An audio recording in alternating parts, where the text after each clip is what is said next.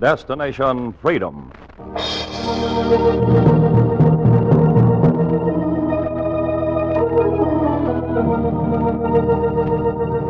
Destination Freedom, dramatizations of the great democratic traditions of the Negro people, is brought to you by station WMAQ as a part of the pageant of history and of America's own Destination Freedom.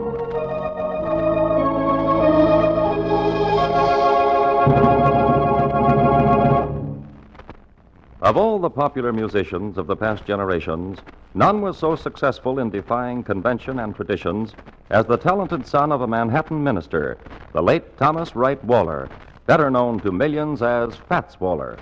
In a chapter entitled The Shy Boy, Destination Freedom brings you a portrait of the famous Fats.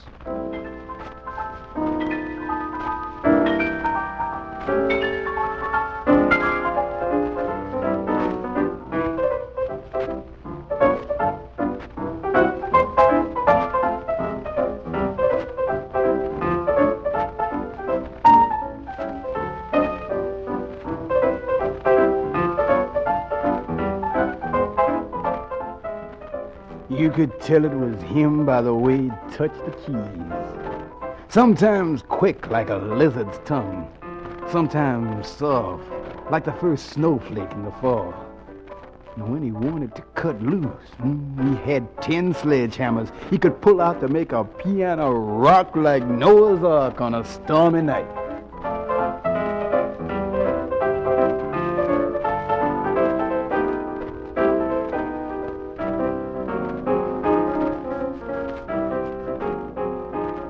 I'm the one who put the sledgehammers in his fingers, and some of the quickness, maybe. Oh, but the joy come from I don't know where.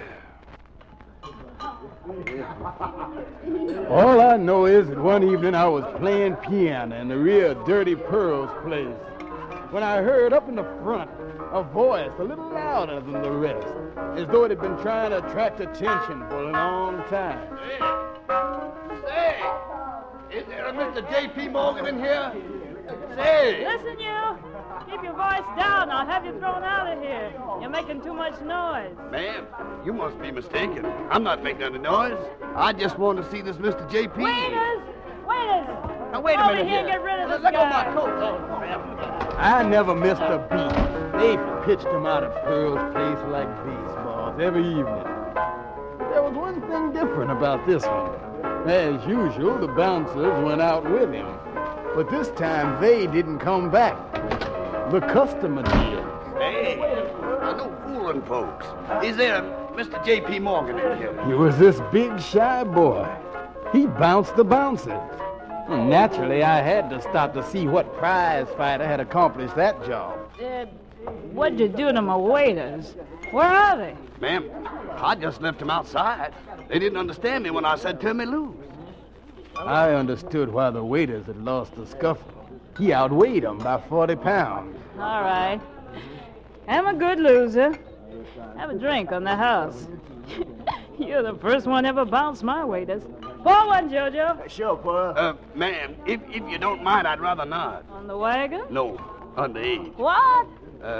Your sign says no drink served to minors. I wouldn't want you to get in trouble with the law. Oh, no, sir. I mean, kid. Don't get us into any trouble. Hey, what you doing in this place anyway? Well, my father sent me over to Lafayette Theater last night. How nice. See a piano player running up and down the keyboard. Gee, just running. Ma'am, he could really play. I'll be sure to go over and hear him sometimes. They say he plays at Dirty Pearl. Well, I'm Pearl. Name's J.P. Morgan, they say. J.P. You said that before, and there's no Oh, you mean J.P. Johnson, fool. Oh, that's his name? Say, kids played a joke on me. They told me to come in here and ask for Mr. J.P. Morgan. After this young mountain and Pearl had stopped laughing, she steered him over to my piano. J.P., I want you to meet... What'd you say your name was? Waller. Thomas Wright Waller. Glad to know you. This kid must have weighed 200 pounds. And when he told me what he wanted... I'd like to take piano lessons from you. All my sympathy went out to the piano. Pearl interceded for me. J.P.'d like to oblige, son, but he doesn't take on beginners. I know how to play. I just don't know how to play the way he does. How long you been taking lessons? Since I was 6. Here, I'll play some of my music just to give you an idea. He squashed down on the stool and was about to beat on the keys, but Pearl saved the piano from the worst pounding of its life. Young man. Man. No man is allowed. That means at the piano, too. Well, gee, how's Mr. Johnson ever going to hear me? Well, I'm just afraid he might not, unless you can audition somewhere else. You all settle it, but not on my piano. Well, I got back down to the blues, hoping the boy'd take the hint and blow. But he hung over my shoulder like a cloud, and I could see the only way to get rid of him was to hear him play. My dad wants you to hear me, Mr. Johnson. Yeah, where'd I come for this hearing? A few blocks north of here. I'll be practicing Sunday noon if you can come up at that time. Dad said... All right, just leave me your address. Gee, thanks. Now, I'm not saying I'm gonna teach you. I'm only saying I'll hear you, and that's all.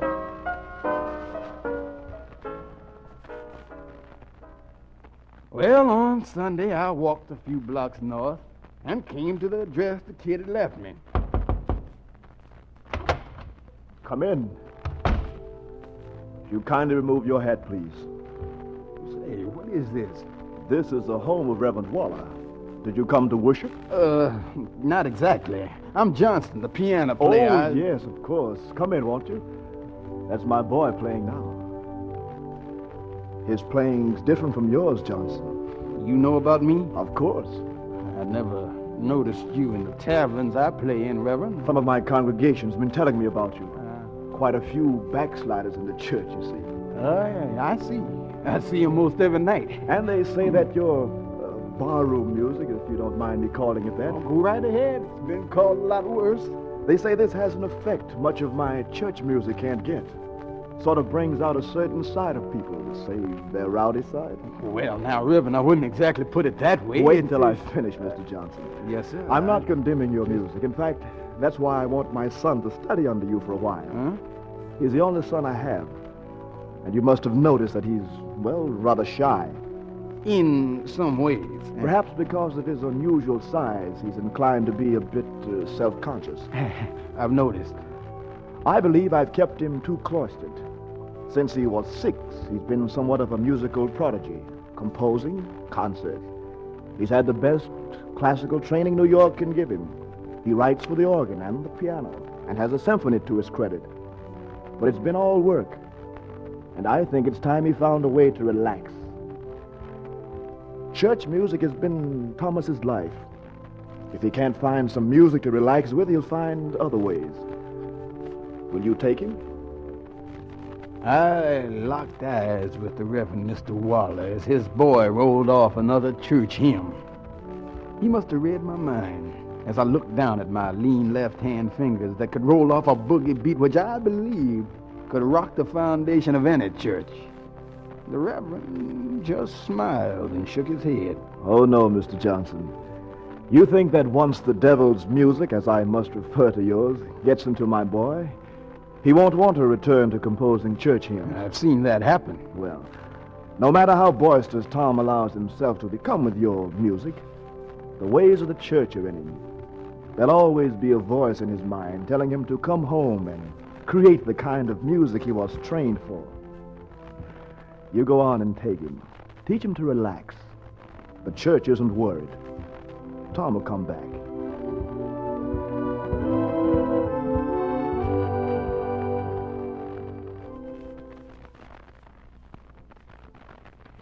He turned his future church organist over to me. And in the evenings, he'd squeeze himself in beside me while I'd beat out piano lessons that were never taught in a classroom. And when I thought I'd schooled him enough, I turned the 88s over to him.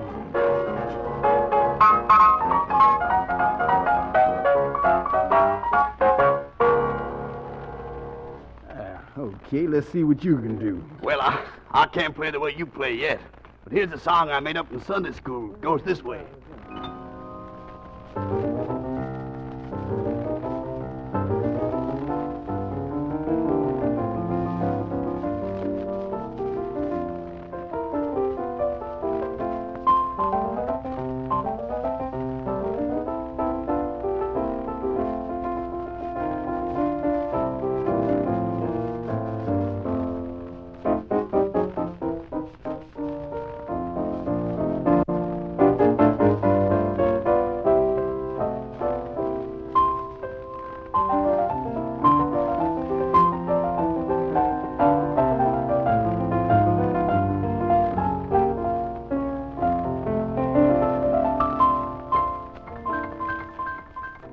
His wide fingers could trickle over the keys like a stream of water.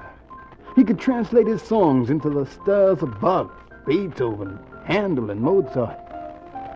But there still wasn't enough J.P. Johnson in him. And Pearl was disturbed. If he keeps playing that stuff in here, he'll drive every customer I've got to drinking rat poison.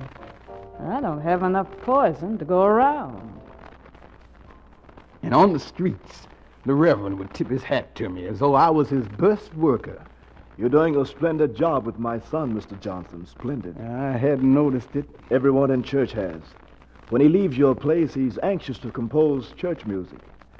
May the Lord bless you. You're doing a splendid job. And every Sunday, my pupil, who should have been the best jazz pianist in the city by now, went on pumping out hymns. I seemed to be in a struggle with the Reverend for the musical soul of his son. On Sundays, the Reverend won, hands down. But on Mondays, I'd take his son's hands, show him the ways of the foxtrot and the two-step, the blues. But when those Sundays came around, he was back at his post. All my good training gone to waste. It was working out just the way the Reverend had thought it would. Until she come to town. I want a man to travel with me. Got to know blues, got to sing, and got to be strong enough to protect me in a fight. Where is he? Bessie Smith, Queen of the Blues, come into Pearl's one night looking for a piano player. How about you, J.P.? Well, I could go. What are you waiting on? A better man, Miss Smith. Yeah? Where is he? Hey, Thomas! Thomas, come here. This stand? Yeah, just stand where you are. What do you think of him? He sure could protect a traveling woman all right. I've been teaching him the blues myself. Yeah? Let me hear. Sit down, Fat. Who you calling fat? You're the one who's fat, ain't you? Sit down. Fat. Bessie, he's big, but he's sensitive, I you know. can't stand no sensitive man. If you want the job, sit down and play, Fat. Fat glared at the mighty Bessie for a good long while. But he finally sat down at the keys in a way I'd never seen him sit before. Now, what's your music like? Well, most of my music's church music. Go on, honey. I love church music. You do? One of these days, I'm going to retire and devote all my life to singing for the church. That's just what I'm planning to do, compose music for the church. Then you and I ought to get along fine, Fat. We're on the same train. Now, about those blues. Well, I haven't quite caught on to those yet. What do you have? Oh, some things of my own, some pieces I've made up, like this one.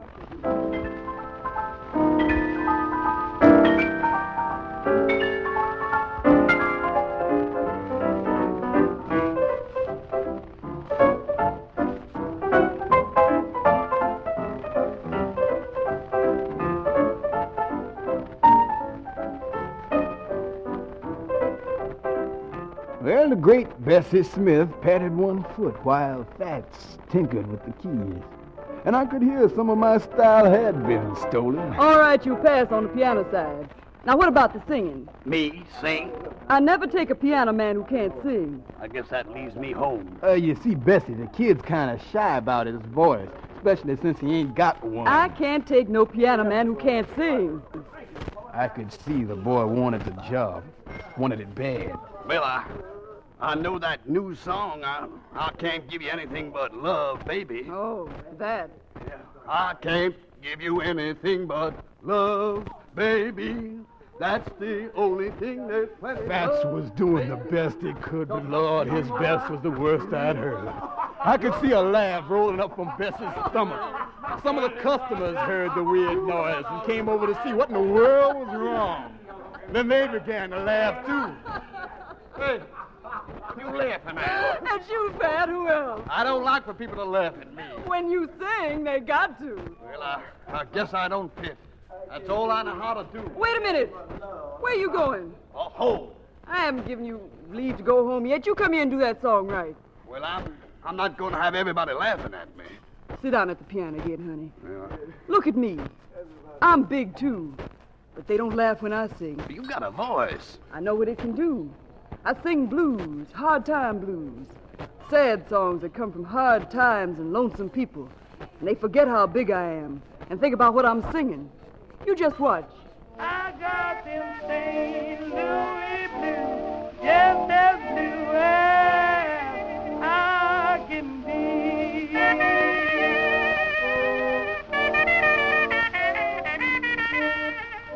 He's got a heart like a cast in the sea. Bessie's volume-made pearls placed bulge, and the wine glasses tinkled together as though they were nervous and excited. Her voice did for the Reverend son what my piano keys had failed to do. Opened another door in his soul. When the song was done and the wine glasses stood still, the Reverend son said, You got a voice. Ain't you? You still want me to sing? Sure, just use what you got. Understand the songs you sing. You ain't stacked up to sing about moon and June and dance and romance. You just ain't built that way. You look funny singing it. Besides, the lyrics ain't worth taking serious. Show the folks that you know the lyrics are funny, foolish, and they'll laugh at the song, not at you. You come with me. I'll try it. The blues queen took the big boy over to the Rialto State, rehearsed him in some songs. And when opening night come, the big boy was shaking slightly. But when the piano was wheeled around, he took his cue from Bessie. Come here, let me tell you something. I can't dish out anything but love. Baby, that's the only thing I've got plenty of. Baby, you talk about dreaming a while, giving a while, you're sure to find happiness. Yeah. All those fine Arabian things your little heart pines for, yeah. They started chuckling just at the sight of him. And when he was halfway through, the front row patrons were doubled up. When he finished, I knew I'd beaten the Reverend to his musical soul. He'd gotten the feel of what it means to have an audience with you all the way. It's a good feeling. It don't come any place but on the stage. You know darn well, baby, I ain't dishing out nothing, ain't getting off on nothing but love. How's that, baby? Your diamond? Yes, he sat down and there was a smirk on his face and a gleam in his eye that never left it. He could invent phrase after phrase, and he went through songs the audience had heard 1,000 times, but he made them sound like they'd been written just for him. I'm the Sheik of Araby. Your love belongs to me. At night when you're asleep, into your tent I'll creep. Yes, baby, I'm gonna creep, yeah. The stars that shine above will light our way to love. You rule this land with me, 'cause I'm the shook to shake the sheep from Araby, yeah. Well, Lord, man, what's that? That's one of Georgia Arabian. Look at that, that boy's fine, too. Play it, son, play it. He went on the road and traveled the circuit with Bessie Smith. He left them laughing in Louisiana, had them howling in Tennessee, made them forget the cotton crops in Georgia. And when he came north again, 6 years later, he was 60 pounds heavier. He stopped in Pearls, where I was, and the Reverend came in. Can you help me? I'm looking for Thomas Wright Waller, ma'am. Hey, Fats, someone to see you. I'm busy. Tell him it's his father. It's your father. Well, hello, Dad. I was on my way home. I just stopped up to see JP. I understand, son. Say, you've gained a lot of weight. Yeah, You should watch that. Your heart's not in the best condition, you know. I know. Thomas, I've got a question I want to ask you. Yes, Dad? You really don't care about composing hymns anymore, do you, son? Not that Give me a straight answer, Thomas. You like this music better? No, I don't like it better, but I like it. All the time when I was on the road, when I'd be playing in places where I'd be scared to sleep, I'd be thinking about writing, well, maybe not hymns anymore, but quiet music, soothing, quiet music. The kind of music I've been training myself to write since I was 6. Look, Yes. Looks like a song. 5, 6 of them, none finished. When I get a little time, I'm going to come home and write the kind of music I want to write. Quiet and warm. Something that'll last a long time. Not blow away like a note of a trumpet. Maybe after my next trip, Dad, I want to make one more trip.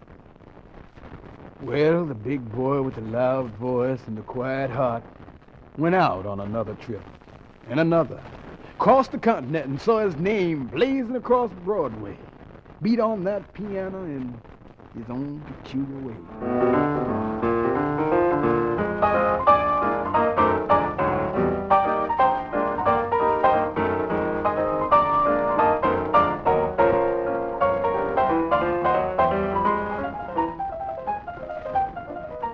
He gave concerts and saw the critics write.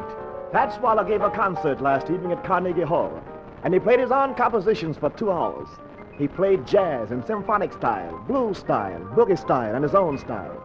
He played Bach, Beethoven, and Brahms. He clowned and he cut up. He tickled the keys lightly and then pounded out more tones than any pianist this reviewer has ever heard. And through it all, one wondered what this rollicking genius could do if he turned to composing serious music. And when he sang, the hall sang with him. Johnny's jumping, really jumping. Every Moses on his toes, I mean the Johnny's jumping. No time for talking. This place is walking, yeah. Get the jug and cut the rug. I said the Johnny's jumping. Listen, get your pig feet bare and gin. There's plenty in the kitchen. Who is that just came in? Just look at the way he's switching. Oh, bless him. Don't mind the hour. I'm in power. I got bail if we go to jail. I said the Johnny's jumping. Don't give your right name. No. He was singing phrases I'd taught him to use when he was a big, shy boy. Talking about places I'd had him playing when he was a beginner. He went to Chicago and Milwaukee, and the rollicking rhythm rolled on. He could make people laugh by just the way he'd repeat a word, a phrase. Oh, your pedal extremities are colossal. To me, you look just like a fossil. Got me walking, talking, and sparking.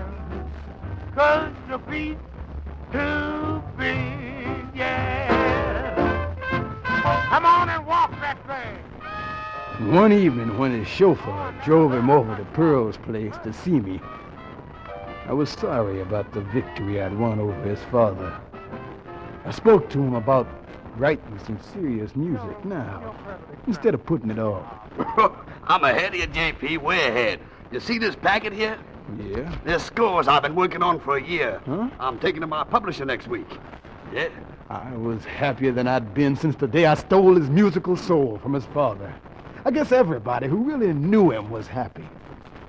Until he came back that week. What happened, son? Nothing, I just want to rest. What happened to the song? Please, Tell me. well, I took them to serious music. Yes? They looked at me and laughed. They just laughed. They said nobody could pay any attention to serious music I wrote. They were used to the comedy. So they just laughed. He never did like for him to laugh at him, only with him. He went back in the clubs and the hotels, and they say he was even funnier.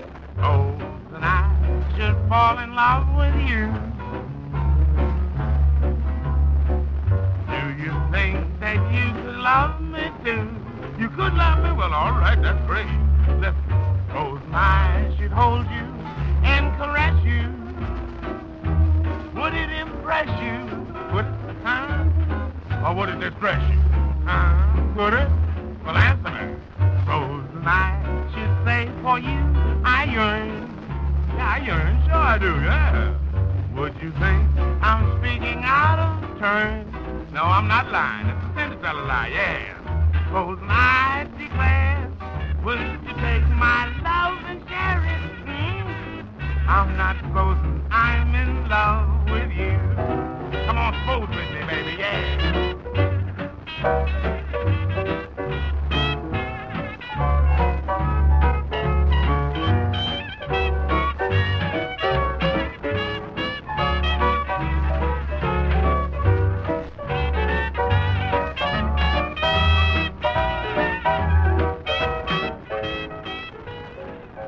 But all the time when he was at home, he kept on working on the serious songs. The symphonies and the concertos, the etudes and the jazz operas. And before one trip to California, the Reverend and I went to the station with him, and he told us... Now, don't you worry about me clowning. This is my last trip, my last one. You see this packet? Yeah, what's been wondering about it? What is Well, there's some scores I've been working on in there. After this trip, I'm sitting down and finishing them. I'm not going to let them remember me only for pop tunes. No. I'm just going to make this one last trip, that's all. Oh, well, so long, fat Take boy. care of yourself, son. So long.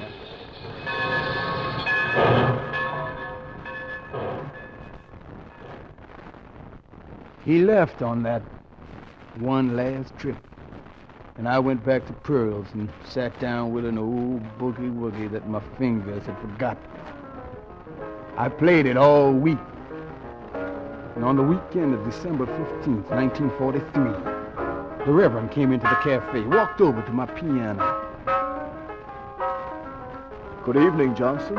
Evening, Reverend. How's Tom? He's dead. Sir? Telegram from Salt Lake City came in yesterday. Tom died suddenly on the train, heart attack.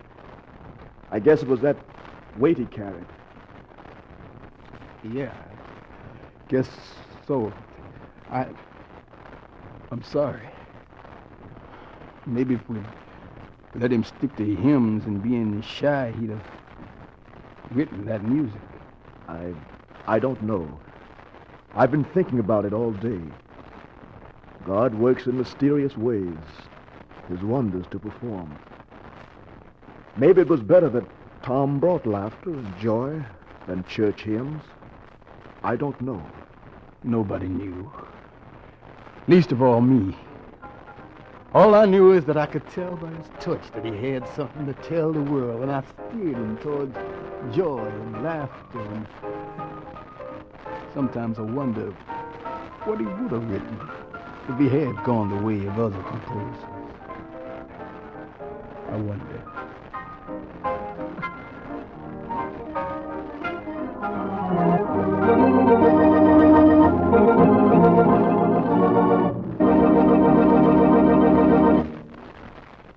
You have just heard Destination Freedom's dramatization of The Shy Boy, the story of the late composer-pianist Thomas Fats Waller. Destination Freedom is written by Richard Durham and produced by Larry Auerbach.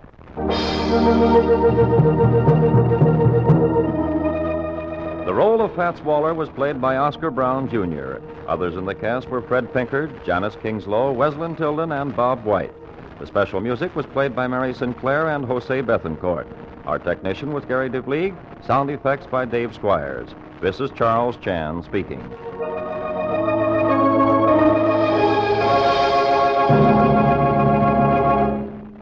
This is NBC, the National Broadcasting Company.